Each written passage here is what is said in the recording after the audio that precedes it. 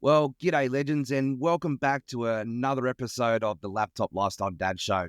Hey, this one's proudly brought to you by partnership with the Los Angeles Tribune Network. And my name is Jeff Ross. I'm your host, proud father of three energetic boys, coming to you from the beautiful island of Tasmania, Australia. This is the show where we help frustrated affiliate network marketers and online entrepreneurs master AI, social selling, and attraction marketing, so you can build a business that works for you instead of the other way around. Now, let me ask you this. Are you using video to grow your business? Are you using AI the right way to create content that converts? Because in 2025, if you're not showing up on video, you're invisible. And that's exactly why I'm pumped to have the awesome Nick Niehaus on this show today. And Nick is the co-founder of Business Video School, a video marketing expert, a leader in helping business owners use video effectively without the overwhelm. He's trained thousands of entrepreneurs on how to leverage video to build trust, attract customers, and close more sales. In today's episode, Nick's going to break down how AI plus video is changing the social selling game in 2025, the biggest mistakes people make with video marketing and how to fix them, and how to go from camera shy to confident, even if you're a total beginner and you're new to this. Hey, legends, before we dive into today's conversation, let's talk about something that's completely changing the game for affiliate marketers, influencers, and e-commerce entrepreneurs. I'd love to introduce you to Shoply. Imagine if TikTok, Amazon, and Amway had a baby. That baby would be Shoply, the world's first decentralized e-commerce platform designed for live commerce, social selling, and affiliate marketing at scale. No more middleman, more profits, built in the affiliate system so you can earn while you promote and sell or promote any product on the platform with just a few clicks. If you're a network marketer into affiliate marketing or even thinking about launching an online store, Shoply is for you. Go check it out for yourself, see if it's a fit for you. Head over to lld.shoply.com/partners. I'll make sure that link is in the show notes. But let's get into today's episode, guys, with Nick Niehaus. Nick, thank you very much for joining us and welcome to the show. Yeah, thanks for having me back on, Jeff. Looking forward to it. Really appreciate you. That's right. We had you on for our first round, very early days when I first started this whole podcast. So a lot's happened in probably the last 6 months, as you can tell. But let's get started with this and dive into your wheelhouse with the video marketing. How did you see that changed over the last 12 months, especially with AI shaking things up even more? Man, there's a lot more junk out there, unfortunately. I think that's probably the number one thing that's changed, and that's to be expected, right? New technology, people are experimenting with it. A lot of times those early experiments are disappointing, the results, but it's moving fast, and I think that there's so many elements to what you can be doing with AI. It's making editing video easier.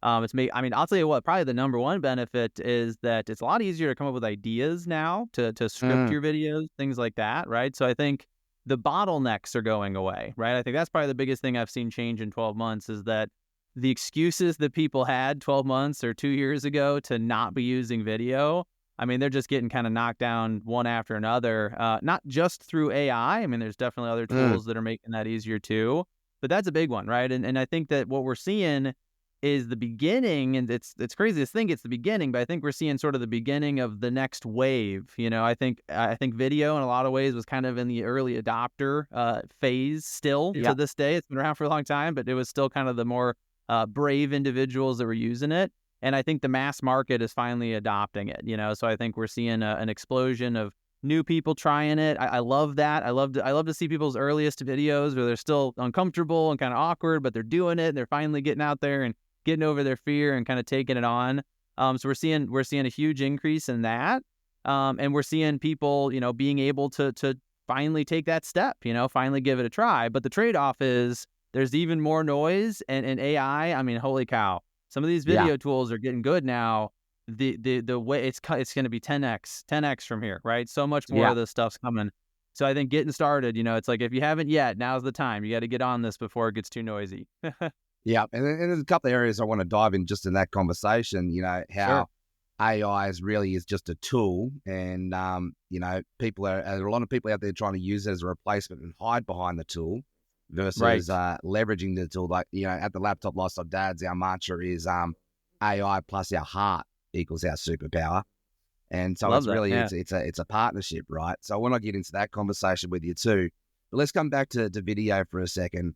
I remember, like, even 10 years ago, you know, first time sort of really getting on video, you know, I thought, right, I'm going to be brave. I'm going to be bold. I'm going to put a YouTube channel up, you know, do all these content videos.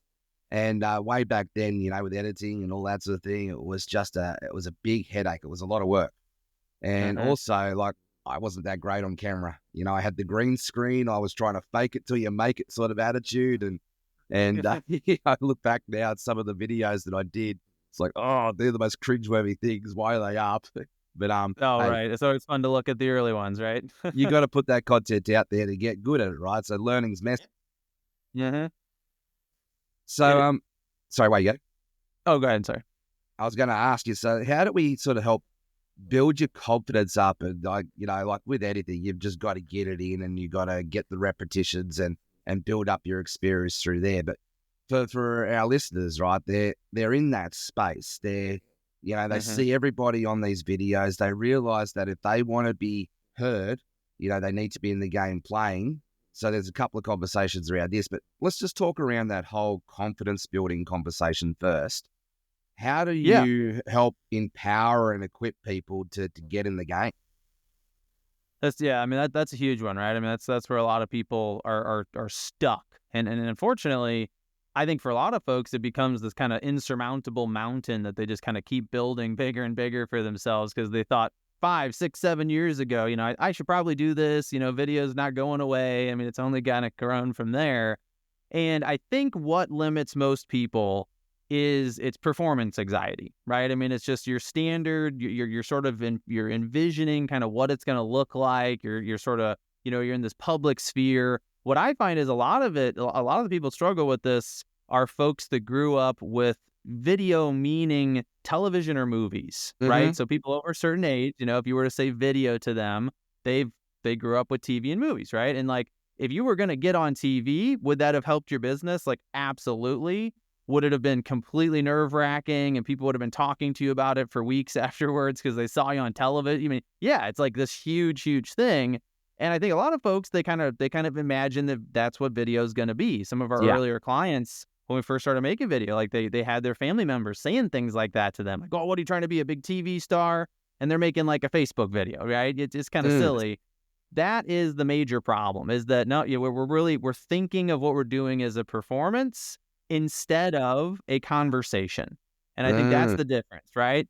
Video is just a conversation. That's literally all it is. Now you can get to the performance level. You can try to grow a big following. You can even try to get on TV. Like, that's all still possible. Mr. Beast Most style.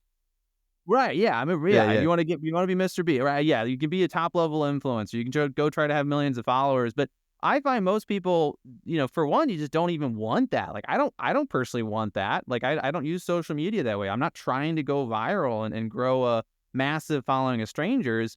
I see social media as networking, and I'm very Mm. targeted with it. You know, like I send friend requests to people that I don't know, but who I know are very valuable individuals if I can build a relationship with them. And I try to use it that way, you know? So there's all these different ways to use it. But what I'll say is there's also other kinds of video, right? Like, there are kinds of video that you can make and use that'll help your business that are never public. Like, they'll Mm. never be seen by strangers. There's no performance element whatsoever. I mean, I love one-to-one video messaging, right? So like, just the easiest example, this is my favorite video to teach people to make. Facebook tells you when it's somebody's birthday, right? Like, literally you get a list every day. Here's all the people who have a birthday today, because maybe we shouldn't have, but we all gave Facebook our birthdays at one point. And so got all this data, right? And it's Yeah. sharing it with you. And you can literally, if you pull up that birthday list, next to each name, below it is a place you can write on their wall. That's what everybody does, right? Everybody, hey, happy birthday, have a great day. That's great. Next to it, though, is the messenger button. And if you click that, it'll start a chat with that person who's having a birthday today. And then inside of that, if you're on your phone and you're using the app-based version, there's a button where you can record a video. And so it literally doesn't take any more time. In fact, I got flat thumbs and it's kind of hard for me to type on my phone. I think it's quicker for me to send a 10-second happy birthday video message Yeah. than it is for me to write something, right? And then you click the back button a couple times, you go to the next person, you send the next video. Those are the kinds of things you can do. They don't require editing, right? Like you're going to get the reps because you're going to see yourself. That's one of the more intimidating parts, like hearing your own voice, seeing your own face, getting used to that. There's some elements there.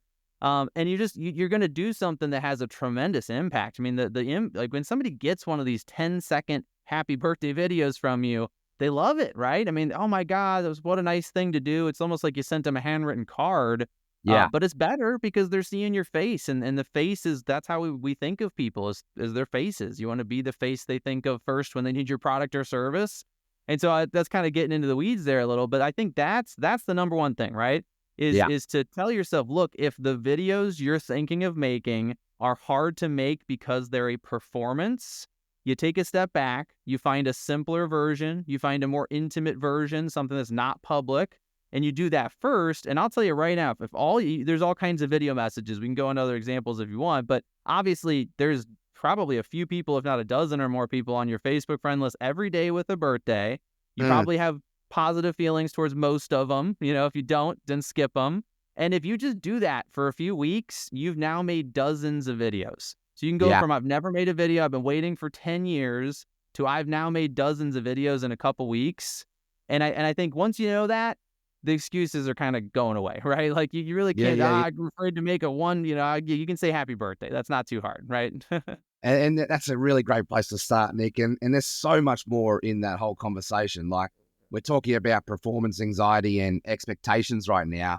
But as I'm sitting here listening, like, I'm a branding expert. I can hear the branding points. I can hear the relationship building points and you're unpacking there. So that probably brings me around to my next question. The first comment that you made there is there's so much more rubbish out there now because of AI and video, right? Mm-hmm. So the world is becoming a very, very noisy place. And there's more people out there putting content than ever before. And it's the algorithms are designed to really put content out there that has mass engagement or, that's going to get engagement out there. So what are some of your tips to be able to help people stand out in this very noisy crowd? Like for me, it's not to go be noisier. It's to go and be a space that builds trust with people, right? To be able to rise above the crowd, because trust is that number one resource at the moment. I think that is so scarce, and because there's so much noise out there, because there's so many people out there being scammed and burned now. So we've really got to early on establish that trust factor. So what are some of your tips around standing out in a noisy crowd and helping to build up that trust through video content marketing?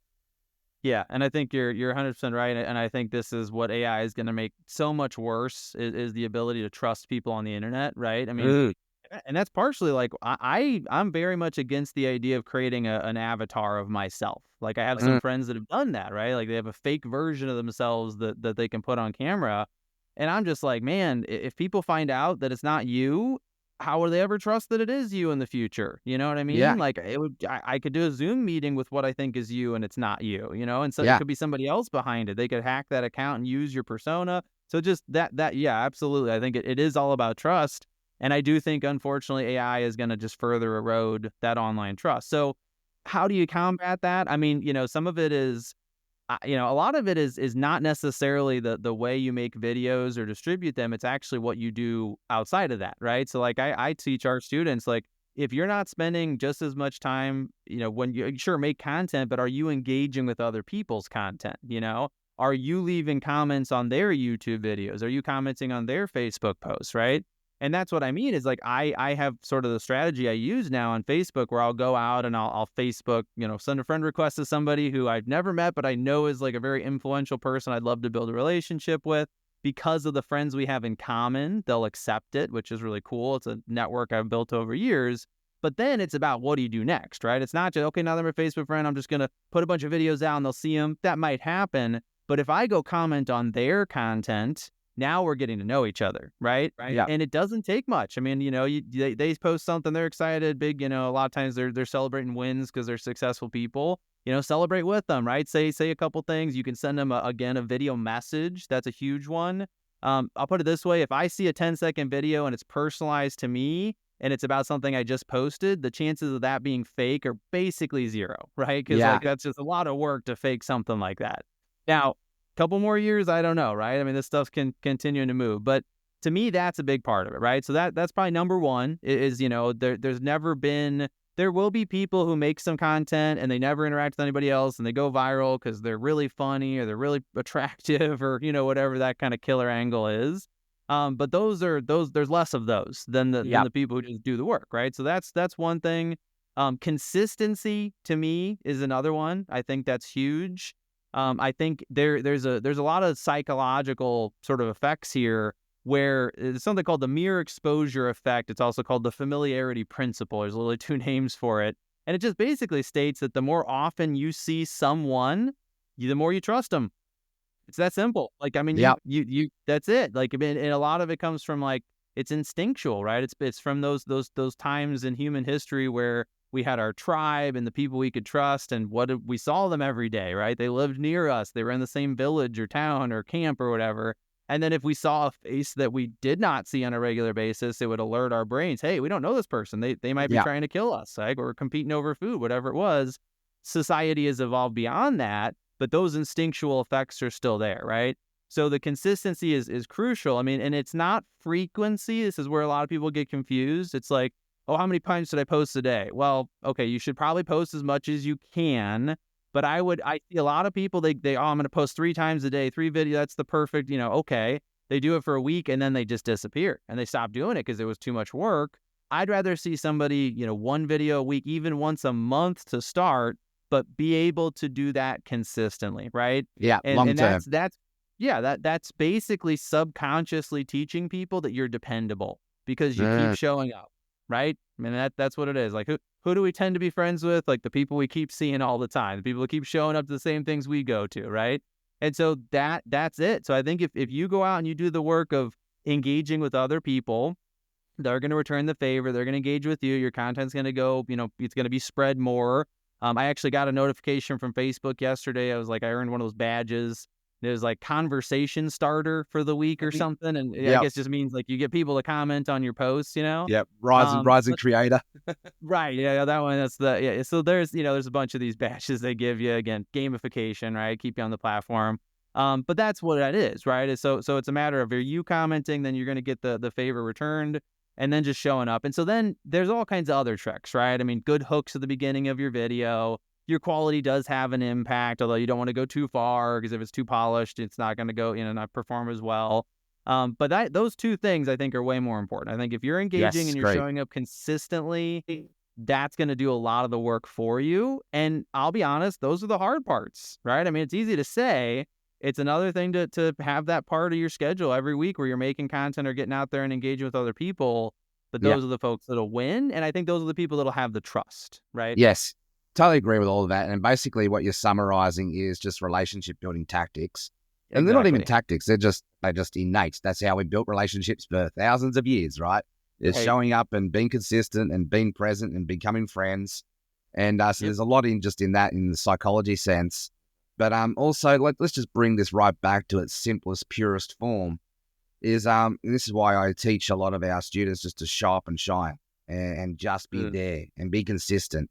And they're not, it's almost like you got to go through this mindset, attitude change from instant gratification, from being attached to the results to just falling in love with the process and just, figuring out what it is, why you're showing up, figuring out what's the impact you're wanting to achieve really long term, and going deep into your heart. And I think that when you can figure out that driving motivator, and the fact that you just got to show up and put a video up a day or whatever that is, or a podcast a week, like that's just part of that process. So you fall in love with the process and just commit all in. And then just then you just build amazing connections like this. And a story I've got for you here just to wrap this up. I brought on a new student for our Laptop Lifestyle Dads Academy this week, and we get into the story. This guy had been following me for about 18 months, 2 years. Never Wow. engaged once on my post. Didn't even know Really? who he was or anything like that. Yeah. Yeah, so the silent stalkers, they're watching, right? Oh yeah. I mean, isn't it crazy how common that is too? I mean, that's part of what keeps me going because I'll put stuff out and it'll get 2 or 3 likes, couple hundred views. You're like, oh, what was the point of that? And then a month later, I'm at a networking event. Somebody's like bringing that specific video up, and they've never, like you said, they never comment, they never like. I Yeah, mean, you just don't know it, what's going on. I know there's a lot of like just silent ghosts out there, but they're paying attention, right? And then They they're are. getting the value from it. And if you're hearing this and you're one of those folks, hey, just leave a comment or like every now and then, right? Because we want to know you. I mean, it's two-way. Like we're not just Yeah, out there trying to pull your money from your pocket. Like there's definitely I'd like to have a two-sided relationship, right? We'd like to get to know you as 100%. well. Yeah, So no, yeah, look, but that's I so say to common. I know. everybody, is like, please connect, let's engage, let's chat. I love to chat. So, let's go. Let's shift gears. So coming Uh-huh. back around to the whole conversation around performance anxiety just a little bit there, because I understand that is a big, big, big thing that stops people from moving forward in this space. And like you and I, we're comfortable on camera now because we've got the reps under our belt. We've fallen over. We've got a few scars in our knees, and we've learnt through, trial and error, right? But the whole solution, there seems to be a big gap here. And then there seems to be another solution that's, coming in to try and fill this gap, and that's faceless video. Mm. So, AI is coming now, and so people can not have to be on camera anymore, and they can use avatars, they can use faceless video. There are some amazing tools out there. I love what Austin Armstrong has done with Syllabi, and then now Uh-huh. we've got Sora that's just come on the marketplace with OpenAI. I'd love to dive into this conversation with you. Do you see any potential for faceless video content, and how do you see it being leveraged in a powerful way? Yeah, absolutely. No, and I love Syllabi as well. We've had Austin come and show our students how to use it before. Yeah, it's a And I great think tool. it is, yeah. And I think this is, I'm more interested in that than the avatars personally, Mm-hmm. and actually I know with Syllabi that was where Syllabi started, was kind of the avatar thing. And he found a bigger audience and more interest, I think, in the faceless videos. And the reality is, everything you share is a conversation, right? Kind of coming back to what I said earlier. I think if you think of it that way, and it depends on what you're trying to do, right? So Mm. somebody who wants to grow a channel, like my goal is I just want to have a YouTube channel that can get monetized, and I can maybe do other ads and promotions through it. I want to be able to sell it, transfer it, like those those don't have to all be true, but like some of those kinds of considerations. I think if you went all faceless, that's fine, right? In fact, it might be better because if people see your face, and your face is the activator, right? Like we have a Mm. dedicated part of our brain. It's called the fusiform face area that is dedicated to recognizing human faces, right? Because again, that's how we identify one another. So if you never show your face, you're basically anonymous, right? They might know the name of the channel. That's about it. There's maybe a logo or something. That's going to make something that can be transferred to somebody else, right? They're going to follow it very much based on the type of content you share. So Mm. in fact, that can sometimes be an easier way to get subscribers, right? Because they're interested in the topic. They don't have to worry about who the person is. Now, on the other hand, I teach business owners, right? So when I talk to business owners, I say, look, not every business owner is the kind of person who's trying to build relationships that lead to sales, but most are, right? And if you're in that kind of role, and I typically our sort of main type of customer and student is a real estate agent, Yeah. and they 100%, it's all about, People. them and the Yeah. relationship, right? Like they're the one working with the customer. It's all about, do I trust this person or not? They're going to help me buy something that costs hundreds and hundreds of thousands of dollars or millions of dollars. That's a big deal. In that case, I wouldn't go all faceless. Now, that doesn't mean you can't use it, right? So I think in those cases, the faceless content is really good as a supplement, right? So if I have Mm. a good mix of, I have a talking head video, or I have a neighborhood tour video or something that I'm in, you can see me, but that was a bunch of work and it took me hours to edit, and I can't do that every day. And I can go ahead and make some of these faceless videos that, again, at least are talking and focusing on the same topics that my customer cares about. You stay on those Yeah. same kind of content pillars. I think that can be very powerful, right? Because you're still showing up, you're still providing value. You probably have your face in your logo and that kind of thing on your social profile. But if I want to build the relationship, I do need to show up at some point. And that is where people struggle, right? Because they want to get away from, I don't want to have to do it at all. But if you put those two channels next to each other, I don't know about follower count, but I don't really care about follower count. I care about sales, right? I can basically guarantee you the one where there is somebody showing up every now and then is going to get the sales, right? Because there's an actual familiarity developing there. So that would be kind of my take on it. But I think it's an incredible tool, and in terms of kind of keeping your brand and your face and growing more. I mean, you can get subscribers from those videos, and then they'll see your talking head videos later. Very powerful stuff. Absolutely. You got to think about the objective that you're wanting to achieve, and Right. and if you're just after followers and essentially followers for sake of followers, vanity metrics, then go build a faceless YouTube channel and just build that. But is it going to be long term sustainable? Probably not without the relationship piece, unless you're totally got a product that doesn't require you to have a face to it. And so I think it's about who are you serving, who's the audience, right? Exactly. Yep. I mean, that is, it's sometimes easier, sometimes not, but it's like, it is absolute. I mean, that's the problem when you teach this stuff is it's like, people are asking like, what kind of human communication should I do? And it's like, what a broad topic, like everybody's different. Every audience is different. And they're all going to need different things. Right. So I think that is really what it comes down to, because what we've seen, it's been interesting kind of watching his group and the people that are doing this stuff, is there's definitely certain niches where the faceless videos kill it. Like the weird history stuff, or I've noticed like the superhero niches, like this little stories from comic books and stuff. Those are all growing like crazy, right? Yeah, I can see them creating, awesome followings. But then my question comes around to is like, okay, how do we monetize that? And there are ways that you can monetize that through, merchandise and, drop shipping sort of business model and all of that sort of thing. But yeah, it's that's the question I've always got myself here is like, it's a great tool, but I feel like the sweet spot in this whole conversation is a hybrid. It's not all faceless. It's not all on face. It's somewhere in the middle, right? Oh yeah, absolutely. I mean, I think there's, whatever's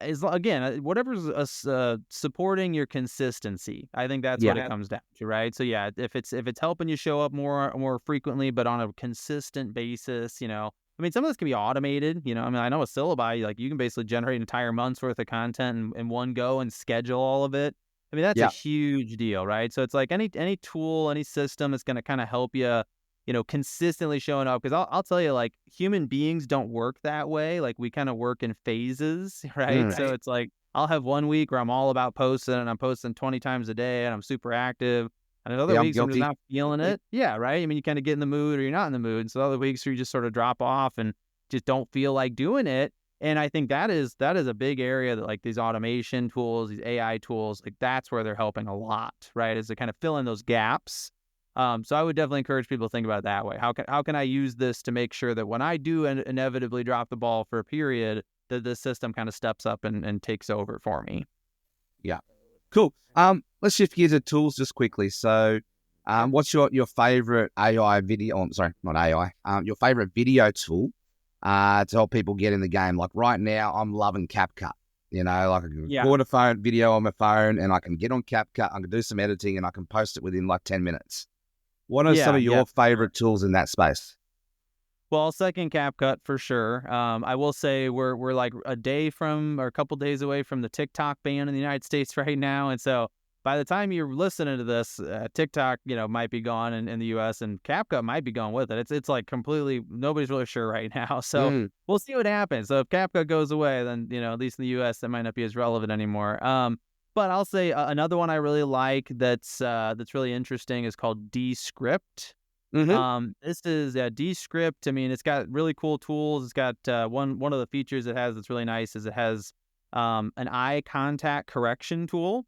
So if you record a video where you're not looking at the screen, you're kind of looking over at your computer screen, reading a script, things like that, it will adjust it. So it'll make it so your eyes are looking into the camera, which is pretty cool. That's cool.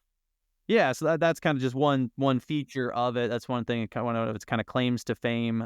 It's also it kind of started out as an editing tool for editing based on your transcript. So you can look at the words you were saying, and you can use that to go in and kind of cut it and remove ums and ahs and things like that. So if you're not used to video editing, that can be really helpful because you don't have to go through and learn how to navigate the timeline and things like that. So Descript, that's one. Another one that's a teleprompter app that we teach a lot is called Big View, but the view is VU, so BIGVU. That one is going to be mostly for for recording teleprompter, but does have some editing features on the back end. And then I'll mention a video messaging tool that we're big fans of. It's called Dubb, so DUBB. Dubb is for sending one-on-one video messages, but it's got, I mean, this thing, since we signed up a couple years back, the amount of features they've added is really impressive. So it's really more of a comprehensive sales tool at this point. You can use it as a CRM. It's got a lot of AI features. One of the cool things about it is that when they go to watch your video, they basically are seeing, first of all, they'll see a preview of your video in the text or email that they get. So they see your face, right? It kind of increases that trust factor. They're not just clicking a link. But then when they do see the video, it'll open up and there's a landing page. So you can include calls to action, and you can link to offers and things like that. So I really like Dubb. I think that's a great tool as well. Should probably stop there because there's a million of these things you could talk about, right? But we could do a whole master. Too many of them. we could do a whole masterclass just on that. So for sure. Yeah, well, definitely got me interested in Dubb. I'll have to go check this out. But cool. Last question. So we wrap this interview up. So I've got a 13-year-old son, 11-year-old son, an 8-year-old son. I'm always looking at passing this wisdom on to them for the next generation. So if you had to start all over again, it was like day zero for you, knowing what you know now, and all of a sudden you're transported back. You're now 13. Man. What would you do? Where would you start, and how would you get in the game? Yeah, wow, that's a good one. It's so hard to answer that right now because AI has just changed so much. I mean, because if this was 2 years ago, I probably would have talked about learning to code, right? Or trying to. I mean, obviously, I still would get on social media. Like, I think that is a mistake I made, is I actually grew up right in the sweet spot in a lot of ways. Like I remember Facebook came out when I was a senior. I think I was a senior in high school. I was dating a girl who was a freshman in college, so she was like one of the first people that had that. Because you had to be a college student at first, and so she had the EDU email address. She was able to register for an account. And so, I mean, I didn't dive in. I kind of like put it, I don't like this. It's weird. I'm an introvert and I was never really, into this stuff. But in hindsight, I wish I had just dove in headfirst from day one. So that's obviously part of it is, again, it's iffy with teenagers, if you're under 18, it's like, how much can you tell them to get out there and do this stuff because they're not an adult? But if it was me making that decision for myself, that probably would have been a good thing. A lot of it though right now is just trying to learn as many of these AI tools as fast as possible. I mean, I think that is because I'll tell you, another 5 or 10 years from now, I don't even know what a job is going to be anymore. I mean, there's so much of this, even just in the 2 years I've been using it, it's gotten so much better. I mean, even the naysayers, I mean, there are definite drawbacks, but like, a lot of things people have suggested are going to not work out, have worked out so far. So, I mean, if it was me, I'd be trying to just absolutely dominate the ability to write really good prompts. And, I do this for an hour or two almost every day now. I'm like just going to these Facebook groups and what's the latest tool? There's always something new. It's totally overwhelming. But if you could figure out a way to sort of consistently internalize that and learn how to use each of them, I'd probably be creating content around how to use each one because that's a good way to kind of solidify the knowledge. They always say if you can teach something to somebody else, that's how you know you've mastered it, right? Mm-hmm. And that would be it. And the truth is, like, where does it go from there? Like, what does that skill set get you? I don't know, right? I mean, that's where it's like, I mean, we could get into a whole other conversation about sort of the economic impact and how things might need to change in the next 5 or 10 years. But I think you're going to future-proof yourself super well if you were to go that route, right? Yeah. Well, just like the tractor, just like the tractor back in the agricultural revolution took away jobs. The computer in the 90s, it did transform the corporate scene, and jobs got more efficient and that type of thing. Right. I really do feel AI is going to transform the job network space. But the thing I believe is going to happen is what it's really going to do is AI is going to step in and replace those boring as bat poo roles. Sure. The ones that are just people don't really want to show up. And so I feel that's actually a good thing because then it's going to allow humanity to get more creative and really Right. tap into our imagination.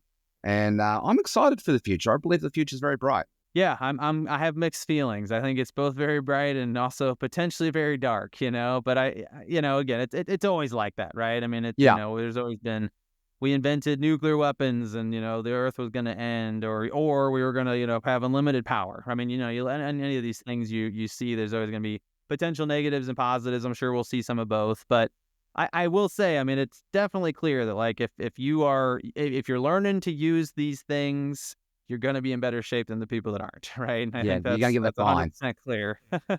Yeah. Yeah. Look, like anything, right? It's sort of the yin and the yang, the light and the dark. It's before we Right. find the sweet spot. So we're in that chaotic scenario at the moment before we find the sweet spot. Yep. Yep. Well, mate, thank you very much for your time. It's been amazing just digging into your wisdom gems. Before we go, I've got to hit you with a classic dad joke. Otherwise, this wouldn't be a laptop lifestyle dad show without one. So my dad joke for you, mate, and this one is actually generated by AI. Chatty come up with Okay. this one. So Nice. why did the video marketer go to therapy? Oh man. I don't know. Why did they? Because he had too many repressed reels. Nah. Shit. I think Chatty's getting worse. Man, the jokes that I don't know. It's just making up shit now. I know the things that ChatGPT considers to be a joke are interesting. But that's actually it's actually perfect for this whole episode. Talking about AI content and that, Right. and that's just a perfect example of AI getting it wrong, really. Yeah, right. Yeah. No, I know. It's the job, the comedians are safe for the time being. We'll put it For that the way. time being, yep, their jobs are okay. Cool, Right. mate. Well, thank you very much for joining us. How can our Of listeners course. connect with you? Well, I love connecting with folks on social. I'll give you our website. It's probably a good starting point. So if you go to www.bizvideoschool, so bizvideoschool.com, we have free trainings we do every couple weeks. We got some free downloadables on there. Follow us on social and all that good stuff. And then, yeah, if you just want to look me up, I mean, I'm most active on Facebook and probably LinkedIn. You can find me on other platforms. I just probably won't respond to you anytime soon because I don't log in as often. So I'd say Facebook or LinkedIn are great places to connect. Awesome. Well, thank you, Nick. Really appreciate you. And legends, what an incredible episode here. Nick has just dropped some absolute gold on video marketing, AI, and the future of social selling. The insights and strategies that we've unpacked today, these aren't just for listening. They're for taking action. I know one tip that I'm going to do is I'm going to go jump on that Dub, D-U-B-B, straight away. Go check that out and implement that into my marketing strategy. So, Nick, I really appreciate you for pointing me in the right direction there. So what's the one idea that you're going to take away from today's episode and start applying it to your 2025 to help you to make the most impactful year yet? Hey, make sure that you let us know in the comments, whether it's on YouTube, Spotify, or Apple Podcast. Let us know what you're taking away from this episode and how you're going to apply that lesson and help you to crush this year. As always, if you found this episode valuable, please share it with someone who needs it and subscribe to our Spotify, Apple Podcast, or YouTube channels so you never miss another episode. Hey, Nick, massive thank you. And to the Los Angeles Tribune Podcast Network for making this happen. Let's make it, thank you very much for that too. So let's make 2025 the year that we show up, take action, and use video to help create a massive impact. But let's just not add to the noise. Let's go add value and build relationships with people and start a conversation. Guys, see you next time on the Laptop Lifestyle Dad Show. Until then, stay caffeinated and keep bouncing towards your dreams.